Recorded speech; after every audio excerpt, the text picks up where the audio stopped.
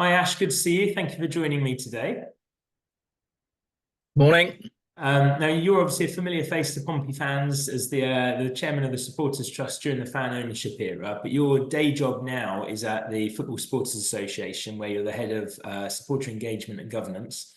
Last week, the government published the Football Governance Bill, which I know is the culmination of many years of work for you. And I imagine you're probably one of a select group of people to have actually read it in full since then. And I know you've been poring over it line by line in the last few days as well. We thought this would be a good opportunity to sit down with you to help fans understand what that bill is going to mean for the future of football.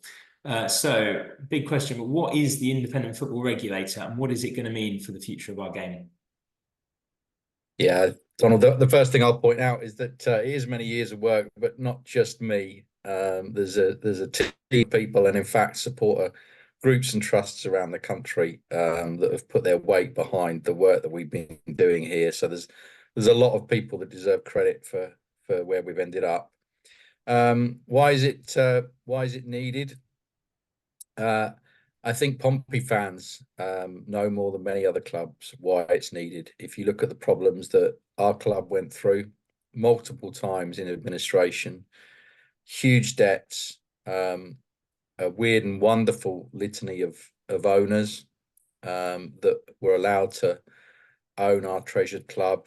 There's one good reason right there, but you can look at other examples. You can look at Wigan, Bolton, Derby, Bury, multiple clubs outside the top four leagues as well have been through troubles. At the moment, we've got Reading just up the road, suffering from an absent and pretty useless owner.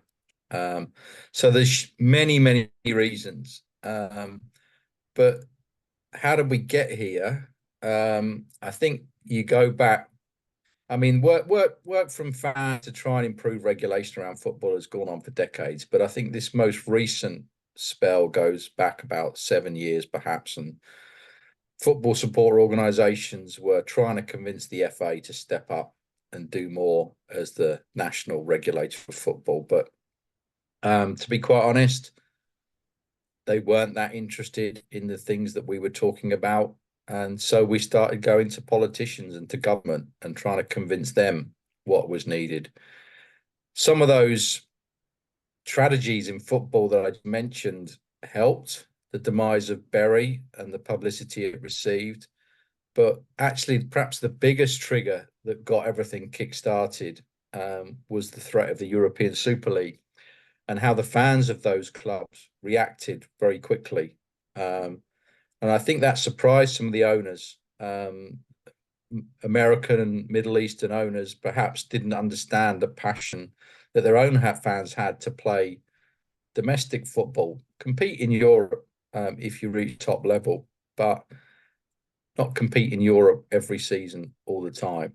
And I think that surprised not just the owners, but politicians. And that kick-started the government's fan-led review of football, which Tracy Crouch led. As an organisation, we submitted, I think, 300 plus pages over the period of time of evidence, many hours of discussions and evidence verbally, as did many support groups around the country.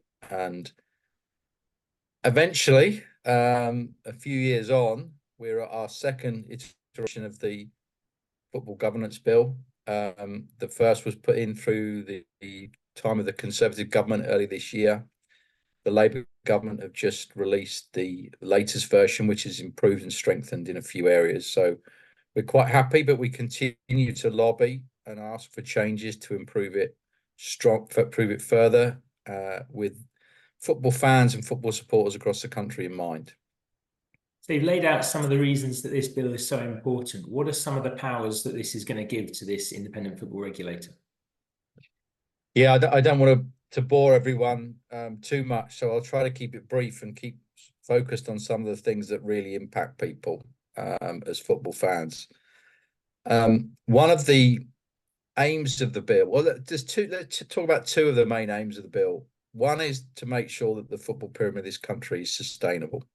And the pyramid being a key word there, this isn't about just the top four divisions. This is about the whole football pyramid.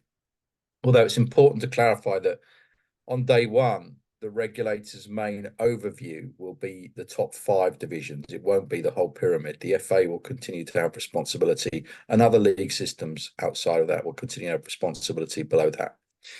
The other is to ensure that fans have a central voice in the game, both nationally and at club level. So picking up those two things differently, the regulator has power around distribution deals. People may know that the Premier League and the Football League are probably approaching about 2 years of supposed negotiation, trying to reach agreement on the next television distribution deal. We all know that the Premier League is able to attract vast amounts more money than the Football League. And what we want to see is a fairer distribution of that money. Those clubs at the top, those clubs in the Premier League, they're always going to get more. That's fair enough.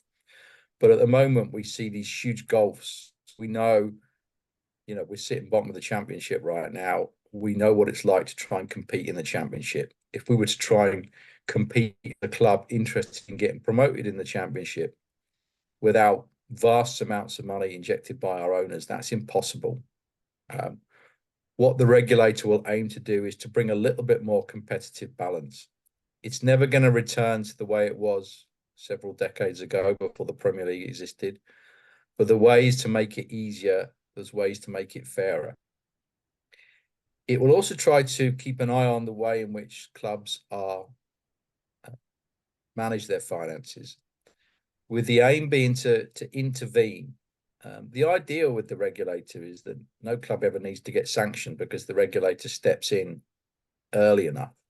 We don't want clubs to get to a point where their grounds are sold, their owners run up ridiculous amounts of debts, the assets have been mortgaged off or sold off, and there's nothing left, and the club's on the verge of disappearing.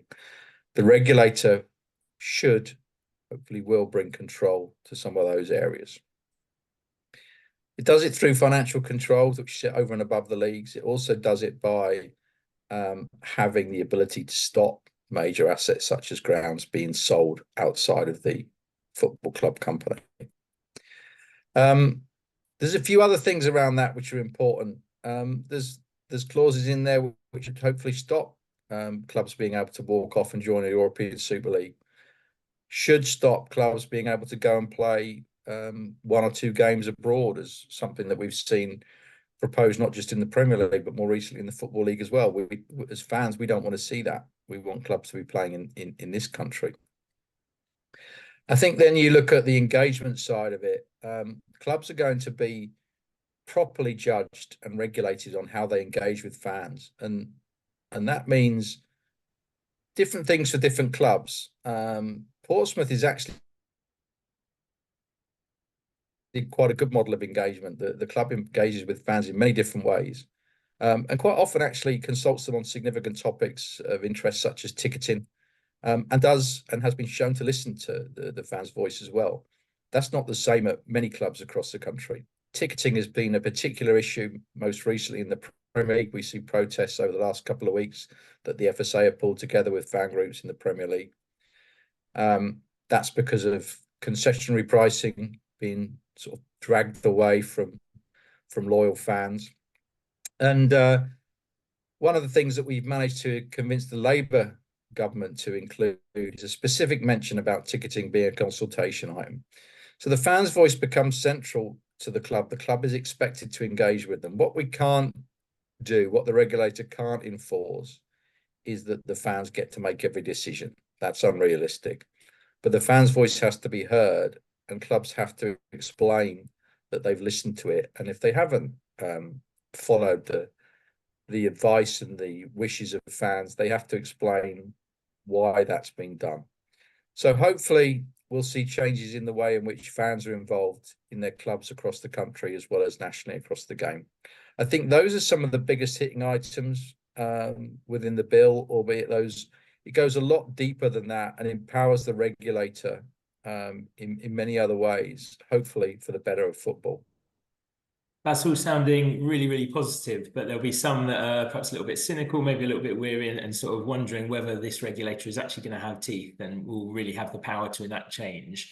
I guess a good way of judging that is how the clubs are feeling about it. So what's the sort of initial reaction been from, for example, the Premier League and its members? The Premier League doesn't seem to like it very much. I think publicly they'd be very diplomatic about it, but clearly they've been lobbying a lot against certain elements of it. I think that that's driven by a number of club owners. Now, it's actually fair to say that not every Premier League club is against the regulator and outside regulation of football. There are a number of clubs, and some might surprise you, who are actually supportive of it. The Football League has now, for the last year or two, actually been very supportive of the regulator. It sees it as the answer to many of the problems that Football League clubs have faced in recent years. So actually, not all of football, but a lot of football is generally supportive of the regulator. And we've mentioned the bill's going through Parliament at the moment. Do you have any indication of when that process is likely to be complete and fans can expect the Independent Football Regulator to be up and running? Yeah, so there's never an absolute timetable on parliamentary business. It's currently in second reading in the Lords. It started in the Lords, so it goes through the Lords first and then to the Commons before perhaps a bit of ping pong between the two. Our best estimate at the moment is that it could reach royal assent April, May. It has cross-party support, so although there might be individuals that would like to see particular tweaks to the bill, it is expected to pass into law. The Labour government has such a huge majority anyway. It could do it on its own, but actually it has broad support from the Liberal Democrats and from the Conservatives as well. So we do think it will happen. There may be a few more changes before it does. The shadow regulator, which is the concept of the regulator that has to exist before it officially exists. They need to have some staff in place, etc., to get things going. That exists today. We already have discussions with that about some of the detail behind the bill, and those will continue before the end of the year and well into the new year as well. So that it's ready to go after it reaches royal assent. It doesn't mean that football is going to suddenly change overnight next year. It will take time to evolve. Thank you, Ashley. That's been really interesting. It's useful to hear that process, which at the moment it can maybe seem a bit bureaucratic and technical, and to have that distilled into language fans can understand. Thank you very much for your time today, and we look forward to seeing the evolution of the independent regulator as it moves on. Thanks, Donald. Cheers.